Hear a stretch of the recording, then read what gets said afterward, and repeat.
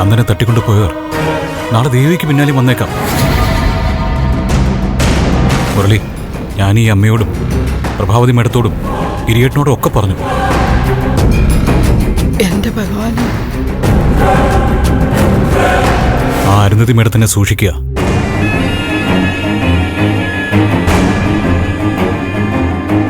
സൃഷ്ടി സ്ഥിതി സംഹാരത്തിന് കെൽപ്പുള്ളവരാണ് അവര്. മീരയുടെ കാര്യം ഞാൻ നേരത്തെ പറഞ്ഞിട്ടുണ്ട്.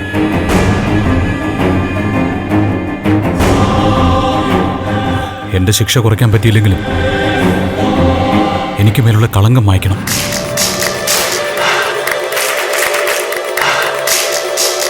അതിനു വേണ്ടിയ മുരളി ഞാനിങ്ങനെ ഓരോ വീട്ടിലും കയറി ഇറങ്ങി അപേക്ഷിക്കുന്നത്.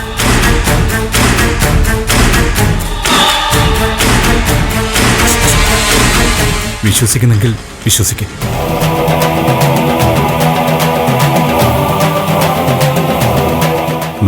ഞാൻ ഇറങ്ങുക. സഹോദരി മുരളി, എല്ലാവർക്കും നല്ലത് വരട്ടെ.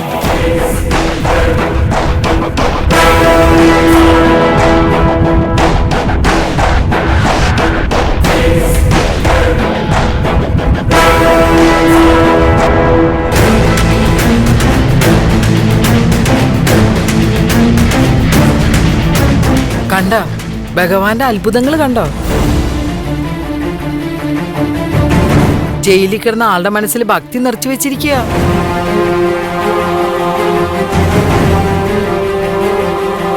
എന്റെ ഈശ്വര ഭഗവാനെ,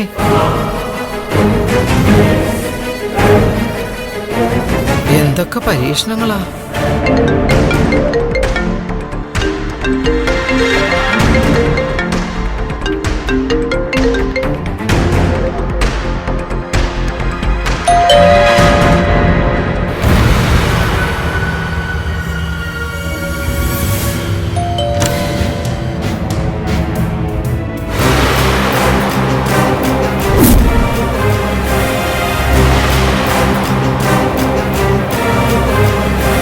ഒട്ടും പ്രതീക്ഷിച്ചില്ലല്ലേ?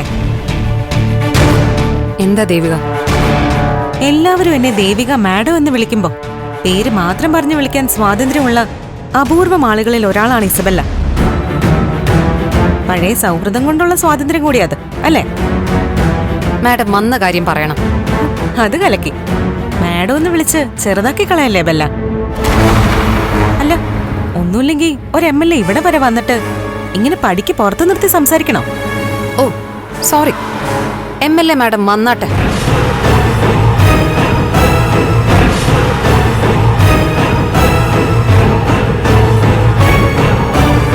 ഇരിക്കണം. മാഡത്തിന് കുടിക്കാൻ എന്താ വേണ്ടേ? ടീയോ കോഫിയോ? No thanks. ഇസബെല്ലയോട് കുറച്ച് കാര്യങ്ങൾ സംസാരിക്കാനാണ് ഞാൻ വന്നത്. എന്താ ദേവിക? ദേവിക എന്താ ഉദ്ദേശിക്കുന്നത്? എന്തെങ്കിലും പ്രത്യേക കാര്യമായിട്ടാണോ എന്നെ കാണാൻ വന്നത്? ഞാൻ വന്നത് എന്തിനാണെന്ന് അറിയില്ല അല്ലേ? ദേവിക, സത്യമായിട്ട് ഞാൻ പറയാ, നന്ദനെ കുറിച്ച് എനിക്ക് ഒന്നും അറിഞ്ഞൂടാ. നന്ദനെ കാണാതായതില് ദേവികയെ പോലെ തന്നെ എനിക്ക് നല്ല വിഷമമുണ്ട്. നന്ദുവിന്റെ കാര്യം പറഞ്ഞ് വിഷയം മാറ്റില്ല ഇസബെല്ല. നമ്മൾ തമ്മിൽ പല കാര്യങ്ങളിലും അഭിപ്രായ വ്യത്യാസമുണ്ട്. ബെല്ലയ്ക്ക് ഞാൻ ചിലപ്പോൾ ഒരു ശത്രു ആയിരിക്കാം, പക്ഷെ ഒരു കുടുംബത്തെ ബാധിക്കുന്ന പ്രശ്നങ്ങൾ ഇസബെല്ല ഞങ്ങളിൽ നിന്ന് മറച്ചു വെക്കുന്ന ഞാൻ കരുതിയില്ല. ഇവളിതെന്താ പറയുന്നത്? നന്ദന്റെ കാര്യം അല്ലാന്നും പറയുന്നു. അന്ന് ആ ഗസ്റ്റ് ഹൗസിൽ വന്ന് ഞാൻ പ്രശ്നം ഉണ്ടാക്കിയതിന് പകരം വീട്ടാണല്ലേ? പക്ഷെ ഒരിക്കലും അത് ഇങ്ങനൊരു രീതിയിൽ തീർക്കാൻ പാടില്ലായിരുന്നു. എനിക്കൊന്നും മനസ്സിലാവുന്നില്ല. ദേവികയുടെ കുടുംബത്തിനെ ബാധിക്കുന്ന കാര്യം ഞാൻ ചെയ്തു എന്ന് പറയുന്നത് എന്തിനെ കുറിച്ചാ? നന്ദനെ കുറിച്ചുള്ള കാര്യമാണെങ്കിൽ അതല്ലെന്ന് ഞാൻ പറഞ്ഞു കഴിഞ്ഞില്ലേ ഇസബെല്ല? നമ്മൾ പറയുമല്ലോ ശത്രുക്കളോട് പോലും ഇങ്ങനെ ചെയ്യരുതെന്ന്. ഞാനും അത്രേ പറയുന്നുള്ളൂ. എന്നോടും എന്റെ കുടുംബത്തോടും ഈ രീതിയിൽ പെരുമാറാൻ പാടില്ലായിരുന്നു. അല്ലെങ്കിൽ പോട്ടെ, പക എന്നോട് തീർത്തോ? പാവം ശാരിക എന്തിനാ ദ്രോഹിക്കാൻ പോയത്? നിന്റെ അനിയത്തി ശാരികയെ കുറിച്ചാണോ പറയുന്നത്? എനിക്ക് ഒരേ ഒരു ശാരികയെ അറിയൂ, അതെന്റെ അനിയത്തിയാ. ശാരികയ്ക്ക് എന്ത് പറ്റി? അവളോട് ഞാൻ എന്ത് കാണിച്ചു എന്നാ? അറിയില്ല അല്ലേ? അഭിനയിക്കുന്ന എന്തിനാ? എത്ര ദേഷ്യം ഉണ്ടെങ്കിലും അവളെ ഇങ്ങനെ ഒരു കുരുക്കിൽ കൊണ്ടിടണമായിരുന്നോ? കുറഞ്ഞ പക്ഷം എന്നോടെങ്കിലും ഒന്ന് ആലോചിച്ചൂടായിരുന്നോ? കാര്യം എന്താന്ന് വെച്ചാ തെളിച്ചു പറ ദേവിക. തെളിച്ചു പറയേണ്ടത് ഞാനല്ലല്ലോ, ഇസബെല്ല അല്ലേ? ഇതെന്തൊരു കഷ്ടമായത്. എന്നെ കളിയാക്കാനാ ഇങ്ങോട്ട് വന്നതെങ്കിൽ എനിക്ക് സംസാരിക്കാനൊന്നുമില്ല. പക്ഷേ എനിക്ക് സംസാരിക്കണം. എന്റെ അനിയത്തിയുടെ കാര്യത്തിൽ ഞാനല്ലാതെ പിന്നെ ആരാ സംസാരിക്കണ്ടേ? എന്താ നിന്റെ പ്രശ്നം? അവൾ ഇങ്ങനെ ഒരു പ്രണയത്തിൽ ചെന്ന് ചാടിയിട്ടും ആ കാര്യം എന്തുകൊണ്ടാ ഇസബെല്ല എന്നോട് സൂചിപ്പിക്കാതിരുന്നേ? അത് കൊള്ളാം. നിന്റെ അനിയത്തി ഏതോ പ്രണയത്തിൽ ചെന്ന് പെട്ടതിന് ഞാൻ എന്ത് ചെയ്യാനാ? എടി, നിന്റെ അനിയത്തി ഞാനും തമ്മിൽ എന്താ ബന്ധം? പിന്നെ നിന്റെ അനിയത്തിയല്ലേ അവള്? ചേച്ചിയെ കണ്ടല്ലേ അനിയത്തിമാരും പഠിക്കുന്നേ. ഞാൻ വിഷമിച്ച് നിൽക്കുമ്പോ നീ ഇങ്ങനെ കുത്തുവാക്കുകൾ പറയല്ലേ ഇസബെല്ല? എന്തായാലും ശരി, അവൾ ഇങ്ങനെ ഒരാളെയാണ് പ്രേമിക്കുന്നതെങ്കിലും നീ എന്നോട് പറയണമായിരുന്നു. എങ്ങനെ ഒരാളെ പ്രേമിക്കുന്നെന്ന്? അവൾ ആരെയാ പ്രേമിക്കുന്നെന്ന് ഞാൻ എങ്ങനെ അറിയാനാ? നീ വീണ്ടും ഉരുണ്ട് കളിക്കുന്നോ? നിന്റെ ഏറ്റവും അടുത്ത ആളെയാണ് ശാരിക പ്രണയിക്കുന്നതെന്ന് നിനക്ക് വ്യക്തമായിട്ട് അറിയാം. എന്നിട്ട് ഒന്നും അറിയാത്ത പോലെ അഭിനയിക്കുന്നു. കൊള്ളാം ഇസബെല്ല, കൊള്ളാം. ദേവിക, ആരെയാ നിന്റെ അനിയത്തി പ്രേമിക്കുന്നെ? കെവിനെ.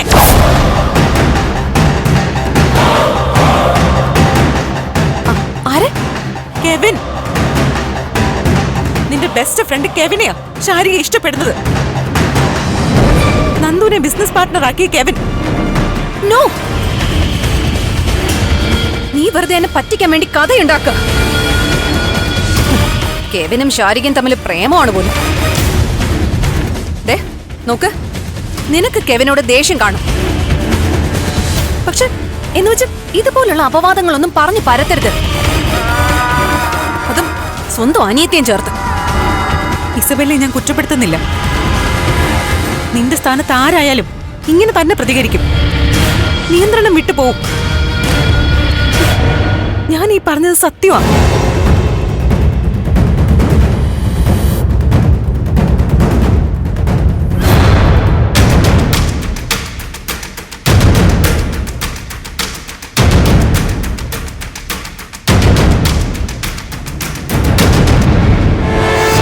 ബെല്ല, നോക്ക്, ഷാരിക്ക് ഏതോ ഒരാളുമായി പ്രണയമാണെന്ന് ഞങ്ങൾക്ക് അറിയാമായിരുന്നു. അത് പക്ഷേ കെവിനാണെന്ന് അറിഞ്ഞപ്പോ ഞങ്ങൾ ഞെട്ടിപ്പോയി. പക്ഷെ പറഞ്ഞിട്ട് കാര്യം എന്താ? പ്രേമത്തിന് കണ്ണില്ലാന്നല്ലേ? ഇനിയിപ്പോ ഞങ്ങള് മുന്നോട്ട് പോകാൻ തന്നെ തീരുമാനിച്ചു. എന്നുവെച്ചാ അവരുടെ കല്യാണം നടത്താൻ പോകുന്നു. എന്താ പറഞ്ഞേ? കെവിന്റെയും ശാരികയുടെയും കല്യാണം നടത്താൻ പോവാന്നോ? അല്ലാതെ എന്ത് ചെയ്യാനാ? കെവിൻ തന്നെ വേണമെന്ന് ശാരികയും, ശാരികയെ കല്യാണം കഴിക്കാൻ പറ്റിയില്ലെങ്കിൽ ജീവൻ ഒടുക്കുമെന്നും പറഞ്ഞ് കെവിനും നിൽക്കുകയല്ലേ? നീ നമ്മുടെ കെവിനെ കുറിച്ച് തന്നെയാണോ പറയുന്നത്? അതെ അതെ അതെ, ഈ കെവിൻ തന്നെ.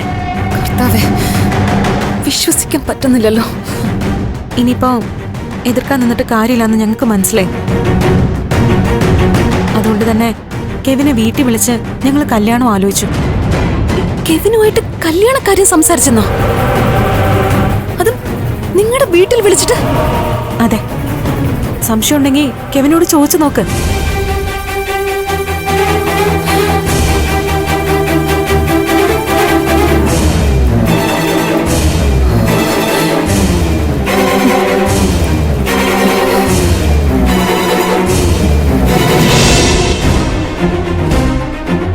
സത്യത്തിൽ ഞാൻ നിന്നോടുള്ള ദേഷ്യത്തിൽ ഇങ്ങോട്ട് വന്നത്. പക്ഷേ എന്തായാലും കല്യാണം നടത്താൻ പോവാ. ഇസബെല്ല, ഇനിയിപ്പോ നീ ഞങ്ങളുമായിട്ടുള്ള അടുപ്പം കൂടും. എല്ലാത്തിനും നീയും കൂടെ ഉണ്ടാവണം. ശാരികയെ നല്ലവണ്ണം നോക്കണമെന്നും അവളെ സങ്കടപ്പെടുത്തരുതെന്നും നീ കെവിനോട് പറയണം. കെവിനിനി ഞങ്ങളുടെ കുടുംബത്തിലൊരു അംഗമാവാൻ പോവല്ലേ? അതിന്റെ ഒരു അടുപ്പവും സ്നേഹവും ഒക്കെ ഞങ്ങൾക്ക് കെവിനോട് കാണിച്ചേ പറ്റൂ. അപ്പോ എല്ലാത്തിനും നീയും കൂടെ വേണം. ഞാൻ ഇറങ്ങട്ടെ.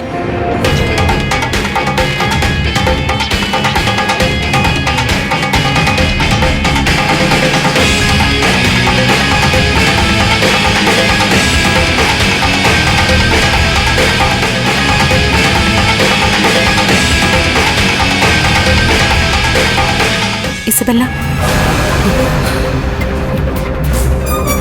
ഞാൻ ദേഷ്യപ്പെട്ടതിന് സോറി കേട്ടോ.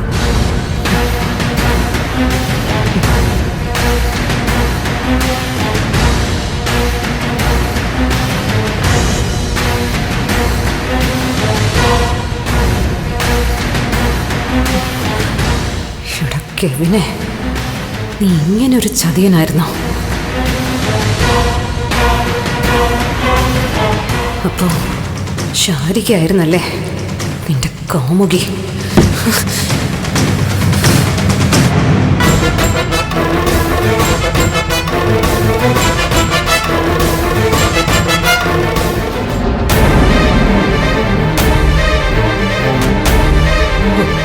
ഈ നാടകങ്ങൾ കൊണ്ട് എന്ത് ഫലം ഉണ്ടാവുമെന്ന് എനിക്ക് മനസ്സിലാവുന്നില്ല. ദേവികെ, കെവിനും ശാരികയും തമ്മിൽ ഇഷ്ടമാണെന്നുള്ള കാര്യം ഇസബെല്ലെ അറിയിച്ചു. കെവിനും ഇസബെല്ലയും തമ്മിൽ തർക്കമാവുമെന്നും പറയുന്നു. ഒക്കെ ശരി, പക്ഷെ ഇതൊക്കെ വച്ചിട്ട് നന്ദനെ എങ്ങനെ കണ്ടുപിടിക്കാൻ പറ്റും?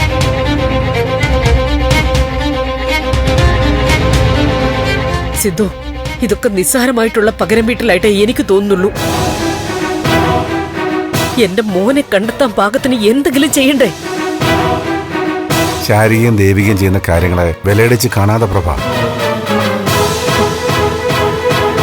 സ്വന്തം ജീവിതത്തെ മാറ്റിവെച്ചിട്ടാ ദേവികയെ ഹെൽപ്പ് ചെയ്യാൻ ഇറങ്ങിയത്.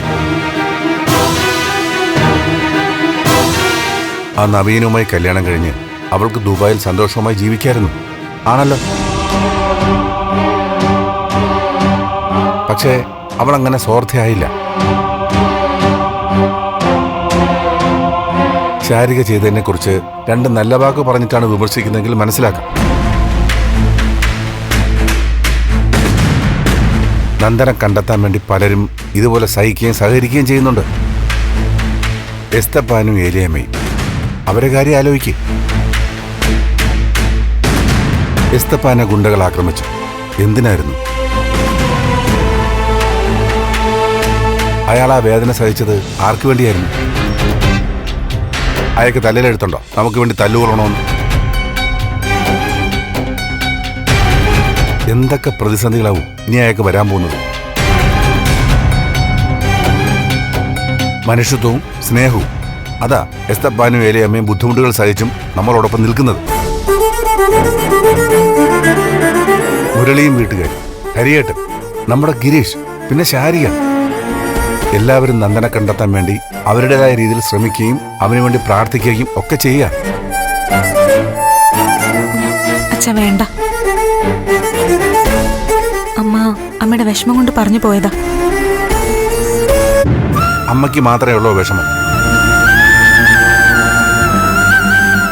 ഇപ്പൊ തന്നെ ശാരിക നമുക്കൊക്കെ വേണ്ടി ചെയ്ത കാര്യങ്ങൾ അറിയുമ്പോൾ ആദ്യം എന്താ ചെയ്യുക?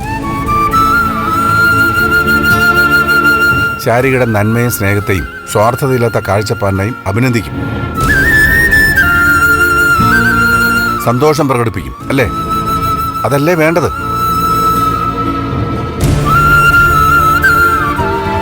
ശാരികയും മോളും കൂടി കെവിനും ഇസബെല്ലയ്ക്കുമെതിരെ ചെയ്തൊക്കെ ഒരു സിനിമാ കഥ കേൾക്കുമ്പോഴാണ് ഞാൻ കേട്ടിരുന്നത്. എന്റെ മനസ്സിൽ പ്രതീക്ഷയും സന്തോഷവും ഒക്കെ ആയിരുന്നു. എല്ലാം ശരിയാവാൻ പോകുന്നു എന്നുള്ളൊരു പ്രത്യാശയും വന്നു. ഇതൊക്കെ എനിക്കും ഉണ്ട്. ശാരിക ചെയ്തതിന്റെ മതിപ്പൊന്നും ഞാൻ കുറച്ച് കാണുകയല്ല.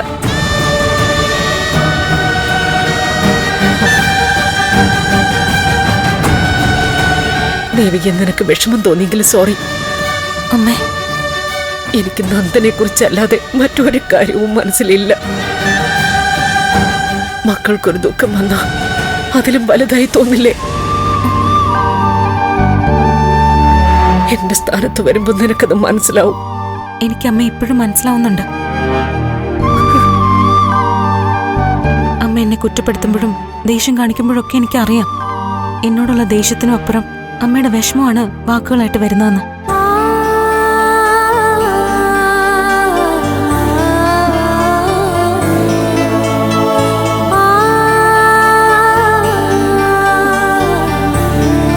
പ്രഭ, നമ്മളൊരു വലിയ പ്രശ്നത്തിൽ തന്നെയാണ്. നന്ദനെ കാണുന്നില്ല. അവനെ കണ്ടുപിടിക്കാൻ വേണ്ടി ചെയ്യാവുന്ന കാര്യങ്ങൾ നമ്മൾ ചെയ്യുക. ഇവിടെയല്ല, ഏത് സാഹചര്യത്തിലും ഒരു പ്രശ്നം ഉണ്ടാവുമ്പോൾ അതിൻ്റെതായ രീതിയിൽ കൂടിയേ അത് പരിഹരിക്കാൻ പറ്റൂ. കെവിനും ഇസബെല്ലയൊക്കെ കണ്ണികളായ ഏതെങ്കിലും ഗ്യാങ്ങാണ് നന്ദനെ മാറ്റി നിർത്തിയതെങ്കിൽ ഇപ്പോഴത്തെ സാഹചര്യം അവനെ കണ്ടെത്താൻ നമ്മളെ കൂടുതൽ സഹായിക്കും. ഇനി കെവിനും ഇസബെല്ലയും തമ്മിൽ തർക്കാവും. അവർ തമ്മിലുള്ള അകൽച്ച നമുക്ക് ഗുണകരമായ രീതിയിൽ എങ്ങനെ മാറ്റാമെന്ന് ചിന്തിക്കണം. അമ്മേ, ഞാൻ ഒരു കാര്യം അമ്മയോട് ആവശ്യപ്പെടുന്നുള്ളൂ. കുറച്ച് ക്ഷമ കാണിക്കുക, അല്പം കൂടി കാത്തിരിക്കുക. ഒരു സാധ്യതയും തള്ളിക്കളയുന്നില്ല. Arundhati madam, Kevin, Isabella, DYSP അവരെയൊക്കെ ശ്രദ്ധിച്ച് പിന്തുടരുക അമ്മേ. ഇനി നമ്മളറിയാത്ത പുതിയൊരാളാണ് പുറകിലെങ്കിൽ ഇവരിലൂടെ അയാളിലേക്ക് നമ്മൾ ഉടനെ എത്തിച്ചേരും.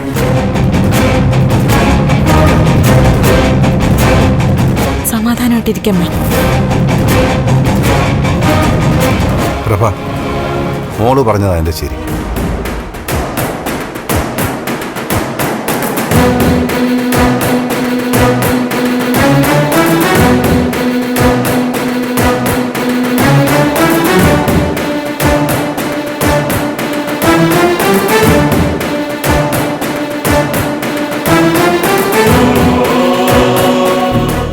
അതൊരു ഉഗ്രൻ ഓപ്പറേഷൻ ആയി പോയല്ലോ മുരളേട്ടാ. അപ്പോ ചെറിയ പണിയൊന്നും അല്ല ദേവിക കൊടുത്തത്. അല്ലല്ലോ, ഇന്നലെ വരെ വലിയ ഭൂലോക കിടിലങ്ങളായിരുന്നു രണ്ടുപേരും, ശ്രീമാൻ കെവിനും ശ്രീമതി ഇസബെല്ലയും. രണ്ടും കൂടി എന്തൊക്കെ കുഴപ്പങ്ങളാ ചെയ്ത് കൂട്ടിയത്. അവരെ കുറിച്ച് അറിയാവുന്നവരൊന്ന് പേടിക്കും. ഇന്നിപ്പോ രണ്ടുപേരും കോമഡി കഥാപാത്രങ്ങളായി. നേരെ പൂച്ച എലിയെ കളിപ്പിക്കുന്ന പോലെയാ ദേവികയും ശാരികയും കൂടി കെവിനെയും ഇസബെല്ലയും തട്ടിക്കളിക്കുന്നത്. രണ്ടുപേരും അറിഞ്ഞിട്ടില്ല സകല രഹസ്യങ്ങളും പുറത്തായെന്നും നടക്കുന്നത് ഏതാണ്ട് മിമിക്സ് പരേഡ് പോലുള്ള ഐറ്റം ആണെന്നും. എന്നാലും ശാരി കൈകാര്യം ചെയ്യാൻ വേണ്ടി കെവിൻ അങ്ങോട്ട് കയറി ചെന്ന് കൊടുത്തല്ലോ. ഇമ്മാതിരി ഒരു കിഴങ്ങനായിരുന്നു അവൻ. അമ്മേ, അവിടെ നടന്നത് നല്ല ഒന്നാം തരം റാഗിംഗ് അല്ലേ? ആ, ആ തടിയനെ തലയിലൊന്നും ഇല്ലെന്ന് തോന്നുന്നു. 4 പേര് വളഞ്ഞിരുന്ന് അവനെ പൊളിച്ചെടുക്കുകയാണെന്നും തൊലിയുരിക്കുകയാണെന്നും അവന് പിടികിട്ടിയിട്ടില്ലല്ലോ. അല്ല, കല്യാണം നടക്കില്ലെന്നും കളിയാക്കിയതാണെന്നൊക്കെ തിരിച്ചറിഞ്ഞ അവരുടെ പ്രതികരണം എന്തായിരിക്കും? അവനത് വെളിവാവുന്ന നിമിഷവും അവന്റെ അറസ്റ്റ് ഒരുമിച്ച് നടക്കും. ദേവിക കൃത്യമായ പ്ലാനിങ്ങിലൂടെ കാര്യങ്ങൾ അവിടെ എത്തിക്കും. എല്ലാം ഒന്ന് പെട്ടെന്ന് കലങ്ങി തെളിഞ്ഞാ മതിയായിരുന്നു. ഇസബെല്ലയുടെ അവസ്ഥ നീ ഒന്ന് കാണുമായിരുന്നു എന്റെ പൊന്നു മോളെ. കിളിപോയി കിളിപോയിന്ന് കേട്ടിട്ടില്ലേ? അങ്ങനെ കിളിപോയി നിക്കായിരുന്നു അവള്. അപ്പൊ അവള് കിടുങ്ങിയല്ലേ? ഞാൻ നൈസായിട്ടാണ് വിഷയത്തിലേക്ക് കയറിയത്. ആദ്യം അവക്ക് സീൻ എന്താണെന്ന് മനസ്സിലായില്ല. ആകെ ഒരു താളം ചവിട്ടല്. അപ്പോഴാണ് ഞാൻ ബോംബ് മുന്നിലേക്കിട്ട് പൊട്ടിച്ചത്. അവള് ശരിക്കും ഞെട്ടിയല്ലേ? ഞെട്ടലോ? അവള് പൊട്ടിച്ചെതറി. പറ്റിക്കല്ലേ, ചുമ്മാ, വെറുതെ എന്നൊക്കെ വെപ്രാളത്തിൽ എന്തൊക്കെയോ അവള് പറഞ്ഞു ഒപ്പിച്ചു. ഞാൻ കരുതി ശ്വാസം കിട്ടാതെ ശ്വാസം മുട്ടി തീരുമെന്ന്. മരണത്തിന് ഉത്തരം പറയേണ്ടി വരുമെന്നൊക്കെ ഞാൻ പേടിച്ചു. എനിക്ക് ആ കാഴ്ചയൊന്നും കാണാൻ പറ്റിയില്ലല്ലോ ചേച്ചി. കാണേണ്ടത് തന്നെയായിരുന്നു ആ രംഗം. നിനക്ക് വലിയ നഷ്ടമായിപ്പോയി. അടുത്തിനി ഇസബെല്ലയുടെ നീക്കം എങ്ങനെയായിരിക്കും? ചോദിക്കാനുണ്ടോ? കെവിനുമായി ഒരു കട്ട കലിപ്പിനാണ് സാധ്യത. പക്ഷേ കെവിൻ കാലു പിടിക്കുമായിരിക്കും. എന്തായാലും അവര് തമ്മില് മാനസികമായി അകലുമെന്നുള്ളതിന് സംശയം വേണ്ട. ആഹാ, അത് മതി. ഇതിനിടയില് ആ അരുന്ധതിയും കൂടി ചെന്ന് പ്രശ്നം ഉണ്ടാക്കുകയാണെങ്കിൽ എല്ലാം കൊണ്ട് അടിപൊളിയാവും. അതുണ്ടാവും. ഇനി 3 പേരും പരസ്പരം സംശയിച്ചു തുടങ്ങും. അത് നമ്മളെ പെട്ടെന്ന് തന്നെ ലക്ഷ്യത്തിലേക്ക് എത്തിക്കുകയും ചെയ്യും.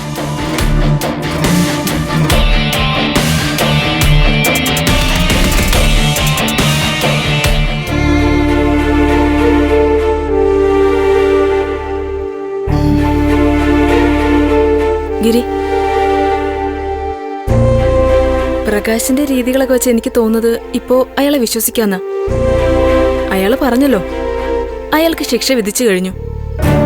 അതുകൊണ്ട് തന്നെ രക്ഷപ്പെടാൻ വേണ്ടിയിട്ട് ഇനി കള്ളം പറയേണ്ട കാര്യമില്ല. അരുന്ധതി സംശയിക്കണം ഗിരി. അവന് കുറച്ചെന്തെങ്കിലുമൊക്കെ മാറ്റം വന്നിട്ടുണ്ടാവും. ഇത്രയും നാൾ ജയിലിൽ കിടന്നപ്പോ പശ്ചാത്താപമൊക്കെ തോന്നിക്കാണും. പക്ഷേ അതിനപ്പുറത്തേക്ക് അവനൊരു പുണ്യവാളനാക്കൊന്നും വേണ്ട. ഇനി ഇങ്ങോട്ട് വരില്ലെന്ന് പറഞ്ഞിട്ടല്ലേ അവൻ ആദ്യം പോയത്. എന്നിട്ടോ ഇപ്പതാ വീണ്ടും വന്നിരിക്കുന്നു. വന്നത് എന്തിനാന്ന് പറഞ്ഞില്ലേ? പ്രഗ്നന്റ് ആയതിന് സ്വീറ്റ്സ് കൊണ്ടുവന്നതാന്ന്. എന്റെ രജനി, പ്രഗ്നൻസിയും സ്വീറ്റ്സും ഒക്കെ ഒരു കാരണമാക്കി അവൻ വന്നതാണ്. അങ്ങനെ എന്റെ മനസ്സ് പറയുന്നത്. അല്ല, അവൻ അത്രയ്ക്കങ്ങ് അഭിനയിക്കാൻ പറ്റില്ല. മീരയോട് ചിലപ്പോൾ അവനൊരു ഇഷ്ടം ഉണ്ടായിരുന്നു കാണും. മീര നന്ദന് വേണ്ടി നടന്നപ്പോൾ ദേഷ്യവും തോന്നിക്കാണും. പക്ഷെ ആ ഒരൊറ്റ കാരണം കൊണ്ട് ആളിനെ ഇല്ലാതാക്കില്ല. സാഹചര്യ തെളിവുകൾ വെച്ച് പ്രകാശ് കുറ്റവാളിയായതായിരിക്കും.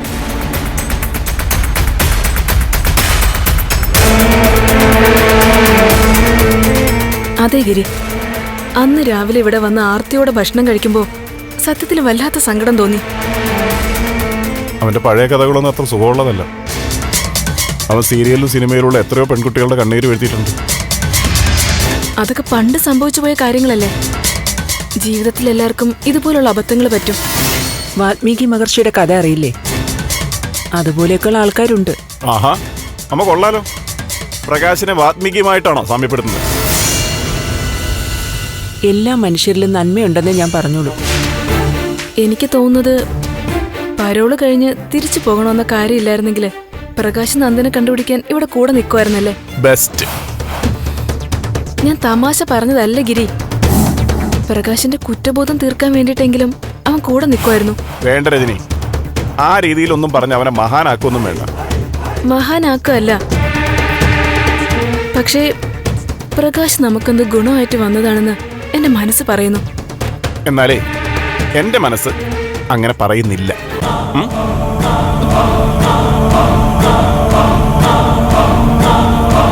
പ്രകാശ് പറഞ്ഞതുപോലെ ഒരിക്കൽ ഗിരിക്കും അവനെ അംഗീകരിക്കേണ്ടി വരും.